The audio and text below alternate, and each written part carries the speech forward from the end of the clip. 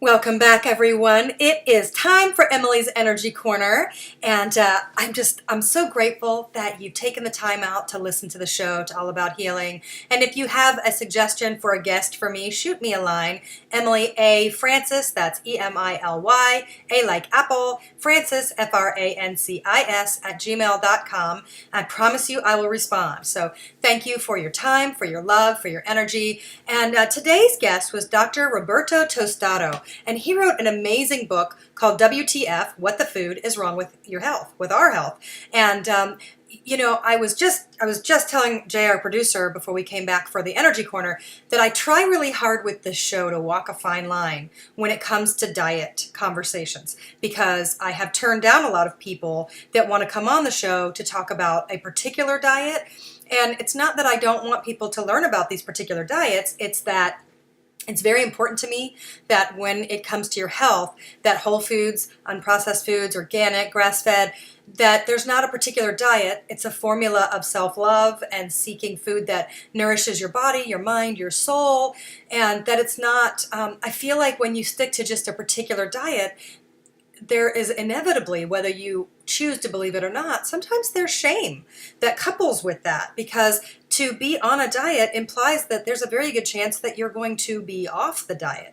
And then when you're off the diet, you feel guilty. And I don't want that for people that are listening. I think that food is health and wealth and wisdom. I believe that food can be medicine. I believe food can be a poison. I believe food can just be food. It can be sustenance. There's a lot of things. So, even for me personally right now, I'm working on my next book that comes out at the end of the year. I have no idea what the title is going to turn into, but right now it's the approach to our healing. And when it came to, there's like 5 pillars of wellness. And they're pretty basic, but I learned it in the yoga teacher training. It was 5, they didn't call it 5 pillars to wellness. That's sort of my own trademark term, I guess. But there are 5 things that they live by when you're practicing yoga, and that is proper mindset, proper meditation, proper physical practice, proper sleep, and proper diet. And I put in the 5 pillars of wellness into my upcoming book, and I found that when I got to the proper diet section, who am I? I have a minor in nutrition. I went through the Institute for Integrative Nutrition program, but I didn't set me up for anything, and I never tell people what they should or should not be doing, because actually I hate the word should. I think it's a powerful word of negativity. So I don't do that kind of stuff. But so when it came to the diet part of writing the book, what I was more concerned with is our attachment to the foods that we eat, emotional eating and the attachment. And it's interesting, I'm kind of going off on a side thing, but I just graduated with my master's degree in human performance this past year. And one of the things in the advanced exercise physiology classes that we covered, which was really surprising to me, is that a lot of people, the majority of people that are diagnosed with bulimia, potentially anorexia, but mostly bulimia, wind up with a bipolar diagnosis at some point in their life. So one is a precursor to another, and you can't say which one comes first, the chicken or the egg, but there's such a connection there. There's a huge connection there that there's a very important component when it comes to the way that we approach food that is more important to me than what the foods are. And that's just me. And so that was something that was really important to me in my own writing, was to take a look at ourselves. And food is an issue for me. It always has been.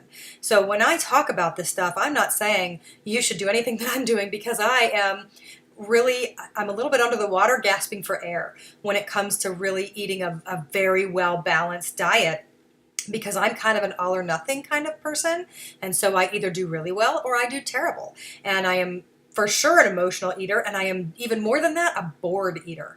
So when I'm bored, I tend to eat, and I tend to eat crap when I'm bored. It's astounding. And when I eat really healthy, I feel so good. But I tend to use food as an emotional reward or punishment, and I have a lot of issues around food. So when I have these conversations, it's never from a place of advice. And I was a college cheerleader. College cheerleaders go through hell, I have to tell you. They weigh you in front of everybody. They make fun of your body. They make fun of your weight. These little tiny girls in college, I promise you, every last one of them looks at themselves in the mirror with complete disgust.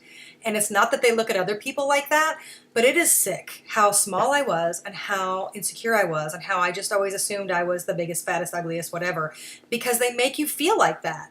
And I remember one day being out on the field and the smallest girl on our team, she went to do a stunt. The guy did a toss to hands, which is up to the shoulder length. She jumped into his hands and he goes, "Damn, what'd you eat, a Big Mac?"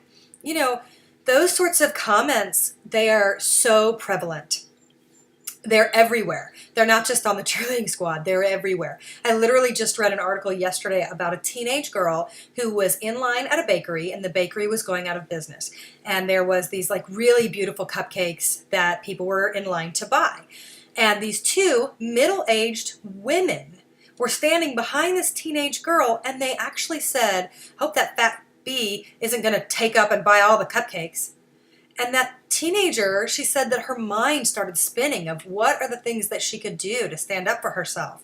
So she bought every last cupcake and took it to work and gave it to all of her coworkers because it was so foul. And the fact that people feel entitled to talk like that only exacerbates the problem. So it's really difficult because food and diet is one of the biggest issues in our world. Do you know that 1 in 4 girls have an eating disorder? 1 in 4 teenage girls have an eating disorder. And honestly, I think that's actually a pretty light number compared to how many really do. So it's shocking. And all it takes, seriously, all it takes is one statement from some a-hole to just change the dynamic of where your mind is. And I can tell you, because for me, I had people that I loved, or coaches. I had a coach in college say, "Emily, how much do you weigh?" And back then I was tiny. I weighed 115 pounds. I just weighed in. And we went in for the college, and he's like, "You should be 100 pounds, 105 on a crappy week with water weight." And he did this in front of 200 people there to try out at this huge SEC university school. Completely body shamed me. He actually had a rule that if he saw us leaving a restaurant, we were kicked off the squad.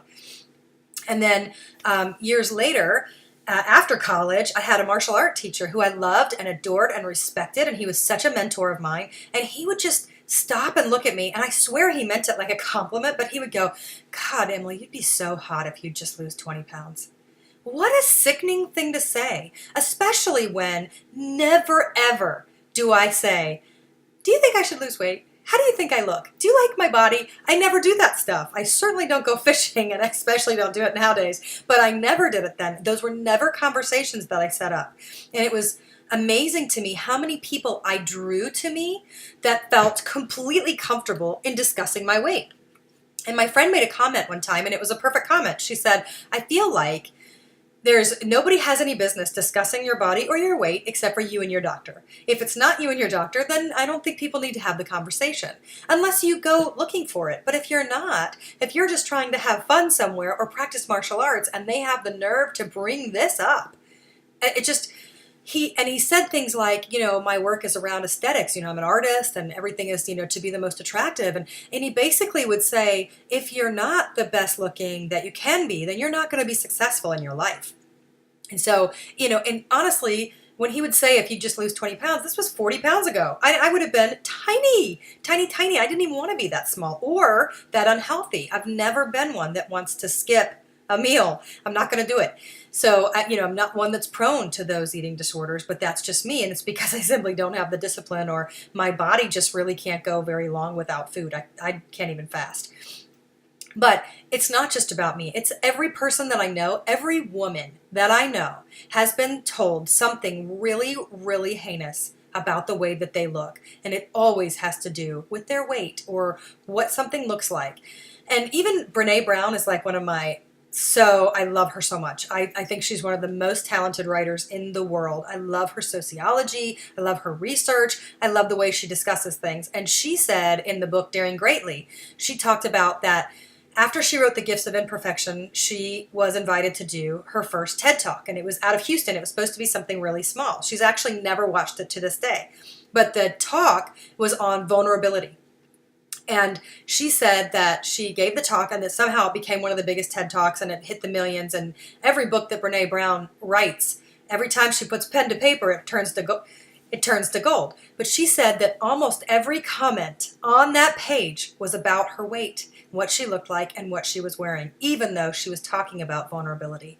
That's just something to think about, you guys. When you treat people with respect, you'll get it back. Please, please make this week about being kind and do not dare talk about anybody's bodies. All right, that's Emily's Energy Corner today. I hope you guys have a great week, and I can't wait to see you back here next Wednesday.